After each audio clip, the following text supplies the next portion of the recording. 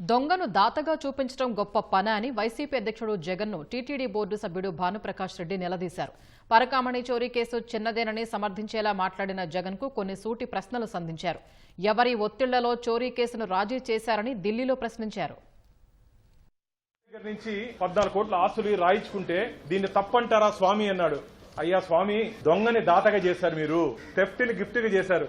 ఏ విధంగా రాయించుకుంటారయ్యా మీరు? వెంకటేశ్వర స్వామికి ఆస్తి రాసియాలంటే పేపర్ నోటిఫికేషన్ ఇవ్వాలి. అబ్జెక్షన్స్ సజెషన్స్ వచ్చిన తర్వాత మాత్రమే స్వామివారి పేరు మీద ఆస్తులు బదలాయించుకోవాలి.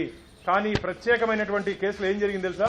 బోర్డు రెజల్యూషన్ 19/6/2023 మాకు టైం లేని కారణంగా మేము పత్రికా ప్రకటన ఇవ్వలేకపోతున్నాం. కాబట్టి ఈ ఒక్కసారికి మేము ఆస్తులు రాయించుకుంటామని చెప్పి బోర్డులో నిర్ణయం తీసుకోవడం జరిగింది. నేను ఉప్పు, నేను నిప్పు, నేను తుప్పు అంటున్నాడు కదా మా కరుణాకర్ రెడ్డి గారు తిరుపతిలో.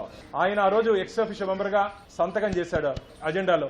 ఈ నిర్ణయం తీసుకునేటప్పుడు సుబ్బారెడ్డి గారి పక్కన బోర్డు మీటింగ్ లో కూర్చోన్నాడు ఆయన. రవికుమార్ పరకామణిలో డాలర్లు దొంగలిసిన సమయంలో ఆ విజువల్స్ తిరుమల తిరుపతి దేవస్థానాల దగ్గర లేవు.